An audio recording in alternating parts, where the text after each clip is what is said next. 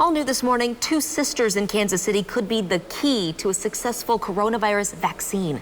This morning, 41 Action News reporter Charlie Keegan talked with those sisters. And Charlie, what motivated these women to be part of this clinical trial?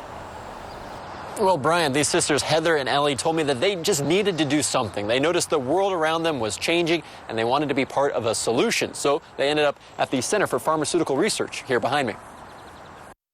My sisters and I are really close. Two of these 5 independent sisters are closer than ever. Heather and Ellie are both participants in a clinical trial to find a vaccine for COVID-19. It's been really nice to have someone to go on that journey with and be able to troubleshoot with and talk to about the process. That's been a blessing. Heather went first, receiving a potential vaccine from Inovio. The vaccine doesn't include any part of the coronavirus, which put the sisters at ease. Inovio says 94% of the people in the first phase, which includes the sisters, showed signs of success. That is super encouraging. Ellie is a middle school history teacher and can't help but think she could be making history now. The thought of that is super exciting for me, so I'm hopeful. Could there be an early sign the vaccine works? Heather's daughter got the coronavirus and lives in the same house, so Heather got tested too. Was negative, and I mean, knock on wood, so far so good. Still, neither sister tempts fate. They both have 0 side effects, except for a little attention from when the New York Times ran an article about them. Otherwise, they're just thinking about the vaccine every day. It's my,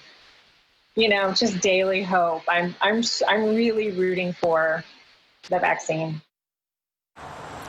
All right, what's next for Heather and Ellie? Well, they don't get any more injections. They're done with that part. They do know, keep coming back to the Center for Pharmaceutical Research for some blood work, just to keep track of everything. And then, Bryant, as for that pharmaceutical company, Inovio, they have moved on to the next phase of human testing and are moving on to new patients now.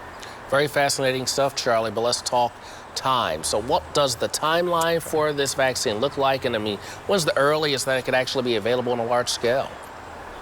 Yeah, it's not going to be tomorrow. I'll tell you that right now, Bryant. The U.S. government, though, did pick Inovio and several others as part of Operation Warp Speed to get a vaccine up and running by January 2021. So the next 6 months will be a lot of movement working through all those regulatory processes. All right. Thanks a lot, Charlie.